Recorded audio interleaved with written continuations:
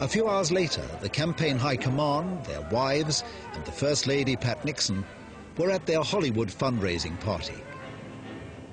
There they hobnobbed with such stars as Clint Eastwood, John Wayne, Charlton Heston. On one side, it was a great party. I mean, it was wonderful. The women were having a great time. My wife had a great time. On the other hand, I'm still on the phone talking to some of my staff, trying to figure out really what's going on back in Washington after this disaster that occurred the night before. I went to the room for something, and my wife said, "Fred, what's wrong with you?" He said, you look strange. You look like you're really upset about something. I said, "I just can't talk about it right now, but something has occurred that could very well bring down this administration."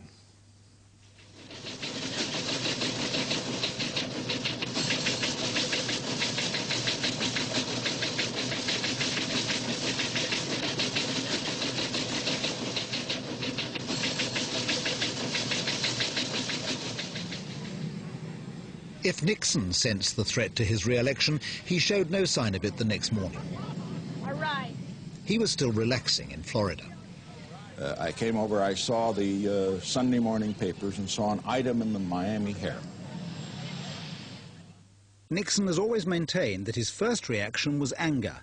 His line was that the Democrats kept no real secrets at party headquarters. It was the most foolish, useless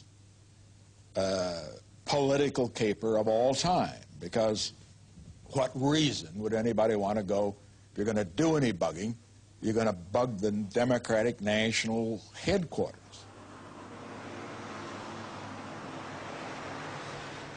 Nixon needed someone at the White House to be full-time manager of the cover-up. The president's lawyer, John Dean, was perfectly placed to obstruct the criminal investigation. Dean is counsel to the president. He's liaison to the FBI and the police department and all of that. That is a natural part of his duties. When I arrived in the office, normal hours on Monday morning, Jeb Magruder called, told me what had happened, told me that Liddy had messed this whole thing up, and that he said, "John, I can't talk to Gordon Liddy. You've got to talk to him and find out what happened and why." Dean met Liddy for his debriefing on a park bench across from an art gallery just yards from the White House. I put him completely in the picture in a way so that he, being knowledgeable about these things, Dean could attempt to control the investigation and thereby the damage. I then finally said to him something that disturbed Dean. I had in my head knowledge which could bring down a president of the United States. He said, "John, I'm a soldier." He said, "See that street corner over there? If you want me to stand on that street corner, you just tell me when and where. I'll be there, and you can shoot me." And John Dean said, "Well, gee, Gordon, I don't think we've gone that far yet." When Dean got back to his office, he discovered the crimes he would have to cover up didn't end at the campaign committee.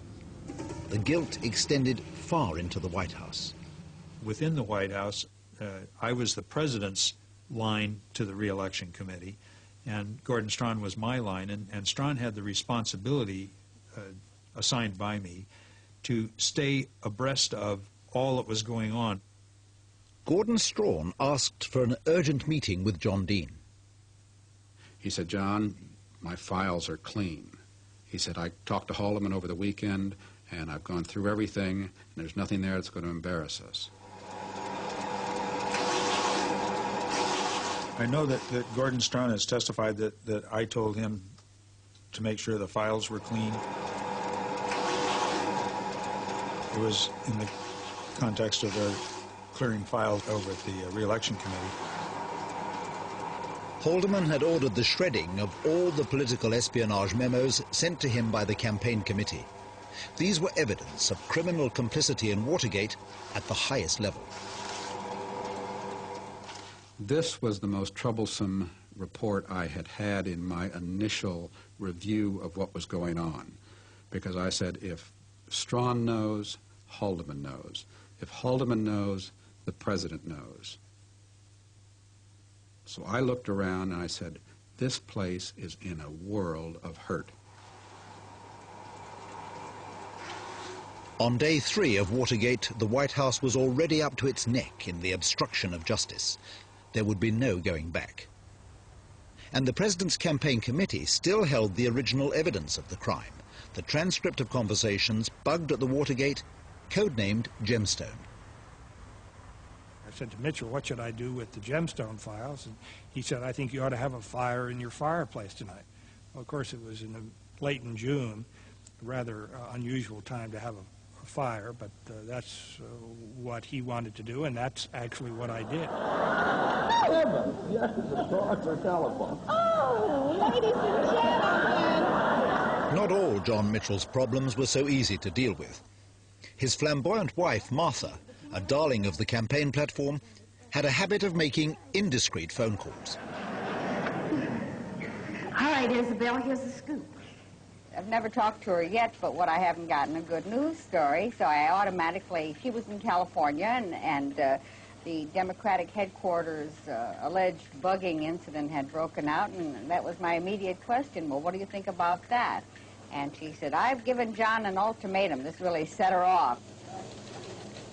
While she talked to the UPI reporter, Martha Mitchell's security guard phoned Fred LaRue on another line. He said, Fred, Miss Mitchell's on the phone with Helen Thomas. She's telling her a bunch of stuff about Watergate. And I said, well, she really doesn't know anything about Watergate. And he said, well, she's telling her a bunch of stuff anyway. What should I do? I said, well, just go pull the phone out of the wall. And pretty soon, I mean, we weren't into a conversation, but I heard her saying, get away, get away. And I didn't know what was happening, and then there was a phone disconnect. To keep her from talking about Watergate, Martha Mitchell was forcibly sedated and held incommunicado. It was easy enough for her husband to paint the affair as the antics of a hysterical female. Finally got him on the phone, and he was not too perturbed. He said, I love that little girl. He said, so it seemed that everything was going to be all right. Late that Monday night, the President returned to Washington and took the reins into his own hands. In the first few days after Watergate, the President was proactive in this thing. I think partly because he's a compulsive conspiracy theorist and just couldn't leave the stuff alone. The President's conversations with his aides, which were automatically captured by his secret taping system, prove that he devoted hour after hour to Watergate. For 20 years, Nixon managed to prevent access to most of these tapes. Now, a tape not previously played in public reveals that Nixon was directing the conspiracy even earlier than had been known. He acted through his closest associates, John Mitchell, John Ehrlichman, and Chief of Staff Haldeman. What's the dope on the Watergate incident? The question now about Mitchell's concern is the FBI. And there's the question of how far they're going in processing the evidence. And he's very concerned that that be turned off and that they're working on it. John. I got her over to talk. The question that John and I raised, both of us have been trying to think of one step away from it and look at a strategy and see whether there's something that we can do other than just sitting here and watching it drop on us bit by bit as it goes along.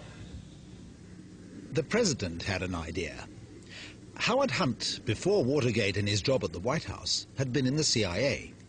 He was one of the officers in charge of the agency's 1961 Bay of Pigs invasion of Cuba. Perhaps the White House could use Hunt's past to confuse the FBI.